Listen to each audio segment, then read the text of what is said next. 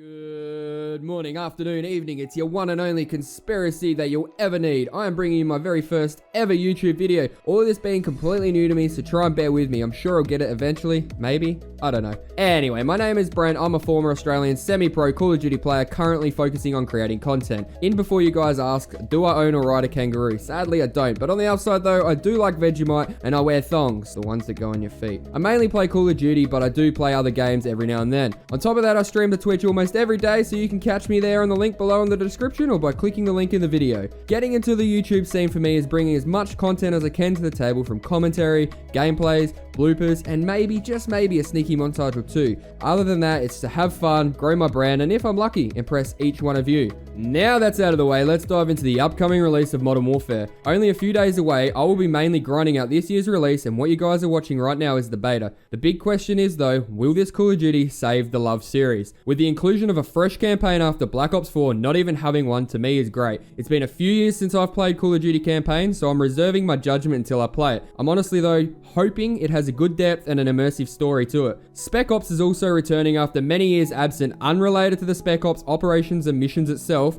the additional mode that we all know as survival mode will be only exclusive to PlayStation 4 until October 1st, 2020. My initial thoughts on this year's Call of Duty before the beta were not the way I've felt about previous Call of Duties. After the letdown and countless of promises broken from Treyarch about Black Ops 4 has honestly left me with a sour taste in my mouth, with my personal opinion judging Black Ops 4 to be the worst Call of Duty to date. It was around the time for the Modern Warfare beta to drop. I had no hyped feeling, as I've had with many previous Call of Duties. I just didn't care. But as any Call of Duty fan says, I'm not playing this year's CoD, I'm not buying it. I pre-ordered it, downloaded it, and installed the beta. Typical. Loading up the beta, I still had no good feeling. I started playing and I was thinking, is this a dream? Infinity Ward had finally done it. They unlocked my teenage mind again. If my partner watches this, babe, I love you, but I'm sorry. There's going to be some all-nighters pulled. Adulting's just going to have to wait. The game itself looks visually amazing and it played super well. Of course, it's just beta, so there's going to be general bugs, bad spawns, over and underpowered weapons. This is the first game in Call of Duty history to support cross-platform gaming between PC, Xbox, and PS4. I must say, guys, in my experience, playing with all platforms was outstanding and increased the population by a huge margin, making it super easy to find games. A lot of the community were worried about keyboard and mouse matching up with controller players, but it was stated by Infinity Ward that there will be controller versus controller no matter the platform, and the same goes for keyboard versus keyboard. I do know that if you're playing with friends and one of you is using a controller and another is using a keyboard, it will search for mixed lobbies, so be aware. For everyone that played the beta, you all would have realized, wait, where the fuck's the minimap? Yeah, it had me raging like I was 16 again too. Twitter filled with comments, bring back the minimap. Everyone seemed to be on board, although my hat is dipped to Infinity Ward for trying something new. It's really hard to please the forever fast-paced and expanding gaming community. Eventually we seen the return of the minimap, but not to the full extent. The minimap was brought back, but it didn't show red dots when players fired their weapons. Silenced or not, it just didn't matter. To me, I think this is a great idea by Infinity Ward. They listened to the community, but still did their own thing as any good game developer should. The return of kill streaks instead of score streaks is a fantastic idea. It makes players get kills no more. I'm going to jump on an objective, hide in a corner, and get streaks. You now have to point, aim, shoot, and hope the player's aim isn't better than yours. I mean, or you could just blame it on lag. Now for some cons. Of course, there's always going to be at least one, right? The spawns. After all these years, guys, you should be getting this right. The spawn system was so bad in beta, that far I'd spawn and have an enemy in my face and I'd be dead. I will say, it did get a little better day after day while playing the beta, so they were getting it sorted, but I really do hope it's fully fixed and working by the time of launch. All I'll say about gun balancing is that there's some guns that feel like they're shooting paintball rounds and they're tickling me on the head. Then there are guns that feel like they're extraterrestrial, zapping me, bringing me back to life just to fry me again for the fun of it. The majority of people that participated in the beta will understand the pain. For you guys that didn't play the beta, I pray that they are balanced correctly upon launch, at least a little. Activision have just officially detailed their progression system for Modern Warfare, which is going to be a brand new system. Modern Warfare does not feature any prestige system. Instead, it includes base levels and officer ranks in the game. There are 55 base levels as normal. Once you reach level 55, that's max rank in Modern Warfare. After this, there is a new officer rank feature that comes into play. There is 100 officer ranks that will reset every season. Officer ranks will give you unique rewards at different levels, including cosmetic weapons, skins, variants, and whatever else they decide to put in. The new system is being used in Modern Warfare as ranks can be tied to seasons while allowing us to keep our unlocks. Your unlocks will not reset regardless of when the season ends. For weapons, they will be averaging 50 available attachments and having over 100 earnable camos, so I'm sure that they will have a high rank to go through as well. The Call of Duty team announced that there will be no loot box or season pass, but they are replacing it with a battle pass, much like we see in Fortnite or Apex Legends. All content that has an impact on game balance, such as base weapons and attachments, can be unlocked simply by playing the game.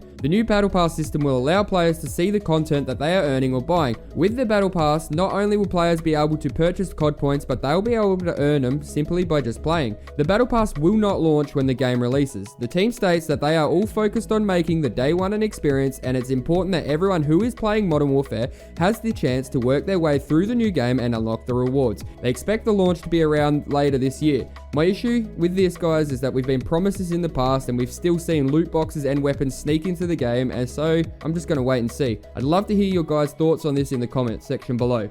As we've seen in the beta, only a select few maps and game modes were playable. Here you will see some of the confirmed and rumor maps and modes that are coming.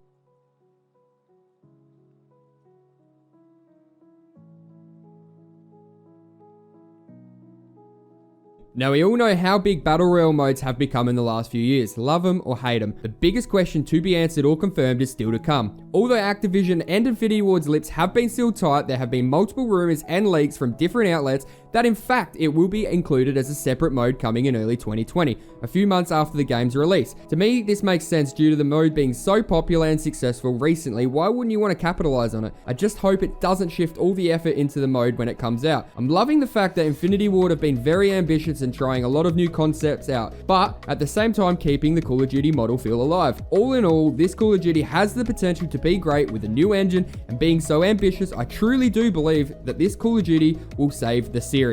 This year's Call of Duty competitive scene has moved away from the CWL title and now referred to just CDL. When Activision announced that Call of Duty would be transitioning to a franchise league, almost all amateur players and some professionals were concerned about their place in the future. There are thousands of amateurs who are always trying to make it and prove that they belong with the best, so what was going to happen with them? Obviously, for the scene to continue to grow, there needed to be something done. It was announced that a path to pro system will be put into place. There will continue to be amateur open bracket competitions and tournaments that will give players a chance to not only earn some money, but for scouts and franchise to see as well. Activision also announced that amateur competitions, both online and open bracket tournaments around the world, will continue, and that they will have a dedicated prize money to play for. This is obviously incredibly important to the scene. Some even say that the open bracket LAN tournaments are the most exciting and interesting to watch because some of these players are the future and potentially the next big thing. Without upcoming amateurs, there would be no pros, which would mean inevitably there would be no league at all. This means that players will still have all to play for in the 2020 season,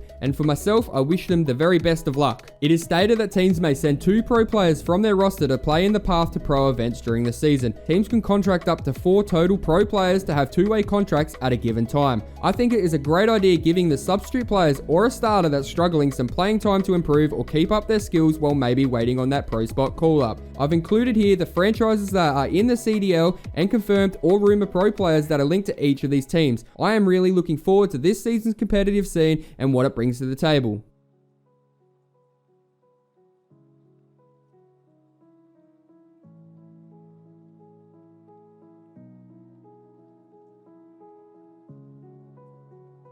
Guys, thank you so much for listening. I hope you all enjoyed this. Give it a like, comment your thoughts, and hit that subscribe button. Do what the internet does best. Share this around. Break the internet. I'll be back with another video when Modern Warfare drops. Much love. But for now, your non-kangaroo riding, Vegemite eating, thong wearing Aussie is out. Laters!